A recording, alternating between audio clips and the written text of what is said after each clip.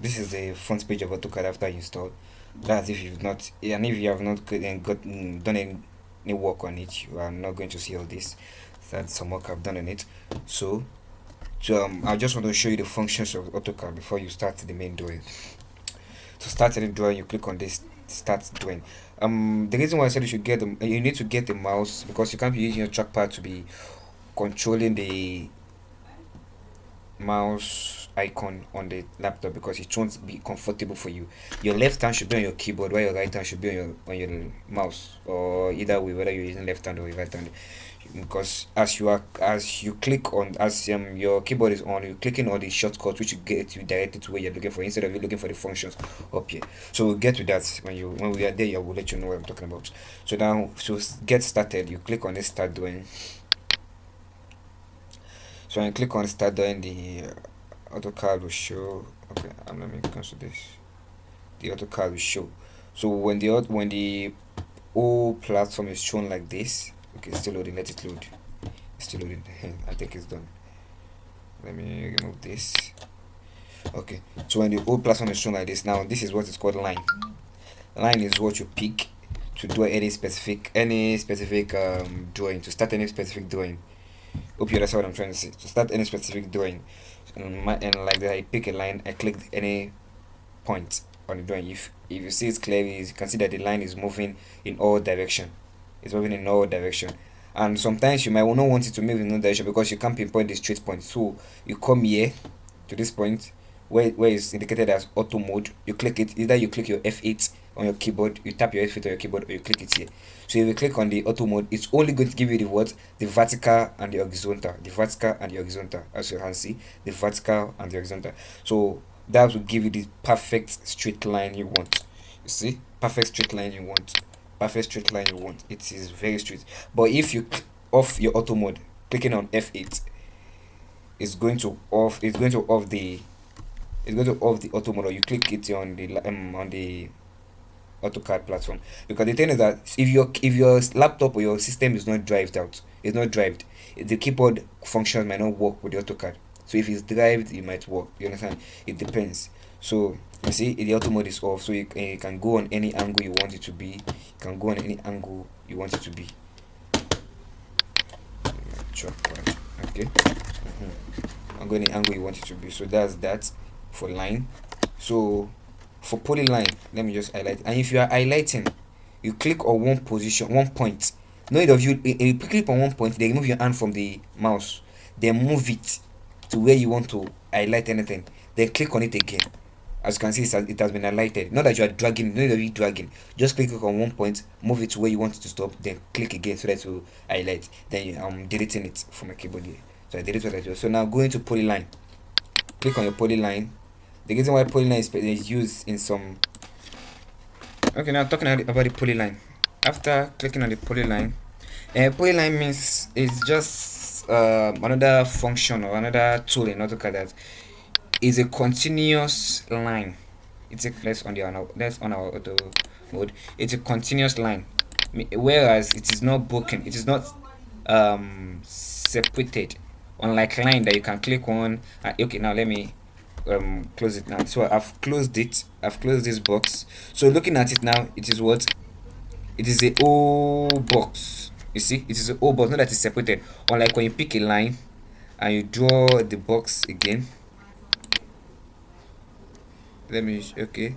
Unlike drawing the box again, if you escape this, if you click on this line, you see that it's single. But if you click on this polyline, it is what? It is whole. It picked everything whole, as if it's like a continuous line. Why this one is just like a different line joined together? So that's how it is. So their difference is shown. So you need to know their differences. Moreover, before you start any drawing, you need to come here. You need to come here to on your. Okay, no, not this place. Now while you're doing this, before you start doing, you need to come here to on your object snap. This is what it's called. This is what's called object snap. Come to this point, object snap or snap, or you tap F3. Then you tap F3, or you click on here to click the arrow. Object snap. Click on the object snap setting. It will bring out and this looking at this. If you click on it, most of it might not be clicked or marked. So just come here, select all. While you come to the 3D object snap tool, then you what select all, then you press what OK, and that's done. So because that object snap shows you what the midpoint of your drawing, the tangent, the center, the different things you need to know while you're drawing. So there are some things that cannot be indicated unless you on that object snap. So that's that for the polyline. The circle, you already know what, looking at what I explained in the line and the polyline, you already know what circle will be for. But there are function under this circle, which this first one means center radius, meaning that if you want to do a circle, you use the radius to calculate it. Looking at this now, if I say that the radius of a circle should be 3 centimeter or 3 millimeter, so let's say this is it. Looking at this now, if you look at what is there, let's look at the dimension. Okay, let me redo it. Look, let me do it so that should be easier.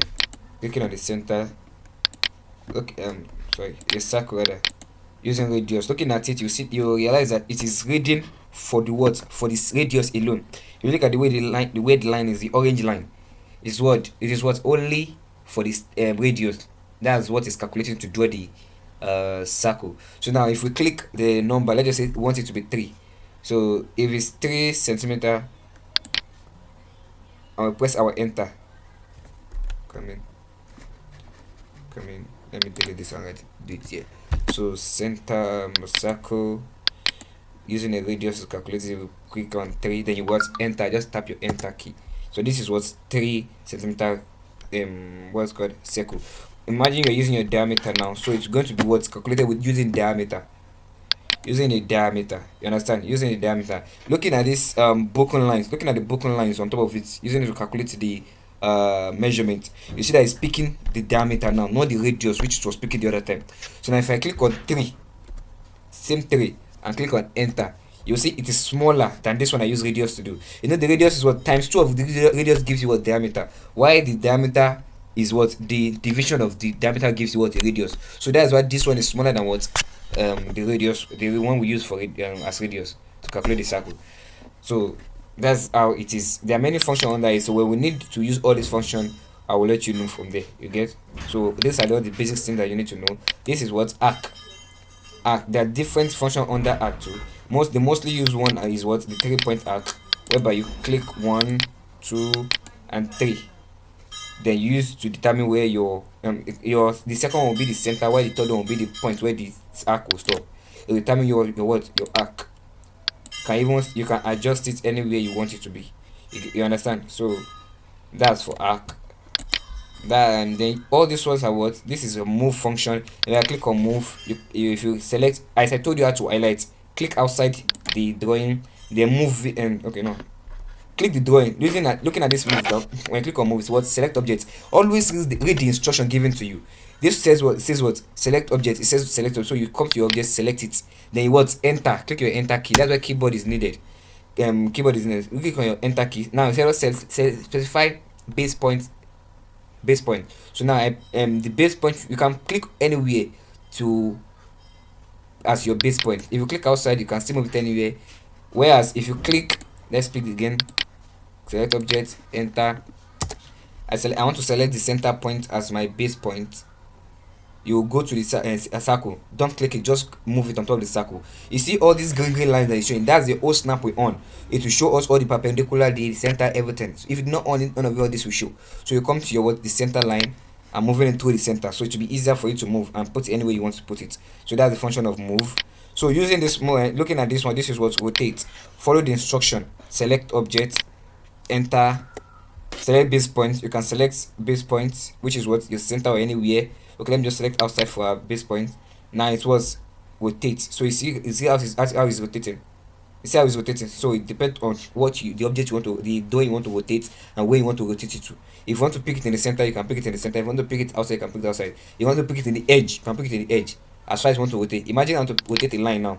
Drawing a line down. Now I click on what? Rotate.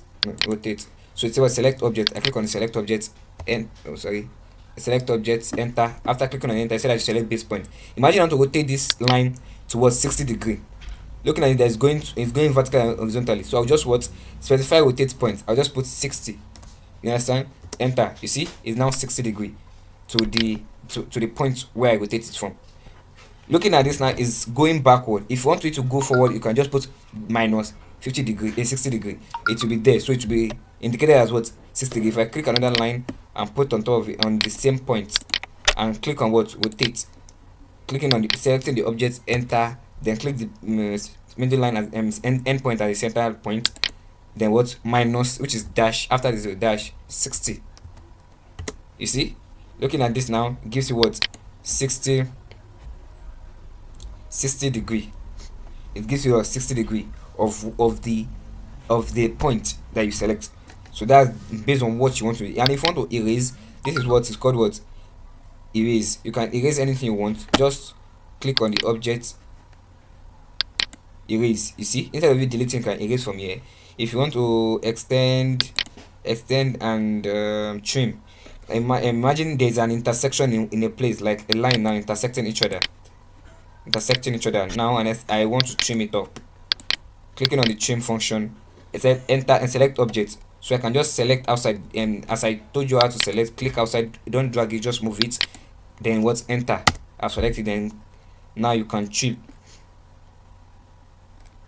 Looking at this now, you can trim. You see, so it's trimming now. It has trimmed to the edge and to the point where it's supposed to be, meeting the two of them meeting at a point. So that's how to trim. And you can extend to another point if you want to extend to. So those are different things you need to do. You can as well go through all the functions on the home to understand each and every one of it.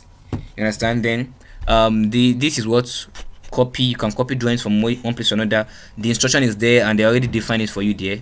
You can come and you can just put, you don't click it, just put your mouse on it and read what is there, looking at what is done there to specify what you want to do. You understand? So that's how it's done. Looking at this, the mirror, that means you want to mirror another drawing to another place. Looking at the drawing now, the black part is the one drawn. So if you want to mirror that black part to the other side, instead of you doing it again, you can just mirror it from the center line and click on the center line to mirror back to mirror to the opposite place. Then keep the first one as copy, so it should just indicate there. So that's for mirror. This is fillet. Fillet is there, means if you want it to what, curve. You understand? You want it to curve. If you after using your 3-point arc and you want the fillet, you want, like an example, an arc is created that is tangent to both of the selected lines. The lines are trimmed to the ends of the arc to create a sharp corner. Instead enter a radius of 0. You understand? Instead of you using your 3-point arc, you can just click on your word fillet, which word will curve it out. Or if you don't want it to curve out, you can make it a chamfer. You can chamfer it or make it sharp. I think there's another function there that is called fillet or chamfer. You see, chamfer or bend curve. So many things you can do there. There's going to be much lesson that you are going to do that are going to indicate all these functions. You understand? So all these functions are there. You need to go through everything. So while we are doing some drawings, you'll be getting to know some functions better. This is text. This is how you do dimension. This is also, this ones are dimensions for automatic orthographic drawing, asymmetric drawing, and other drawings. This other ones is what ledger. This is ledger, which you can indicate on any drawing that you write the dimension inside it. So these are layers. You give your lines specific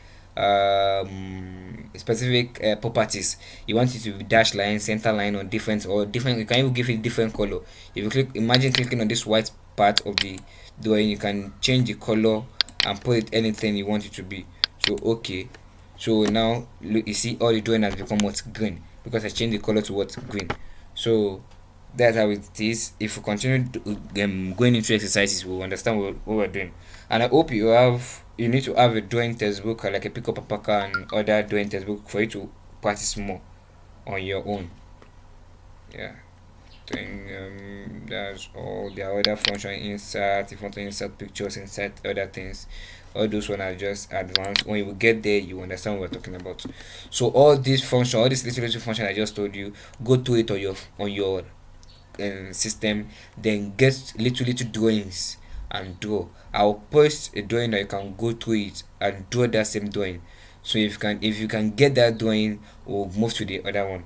But I want you to understand this basic first before me giving you any drawing. So if you tell me you understand it, then I'll give you a little drawing, just one or two drawing that you could practice it with. So if you can't get it, I will do the correction for you in the next video and still give you another exercise. That's all for now.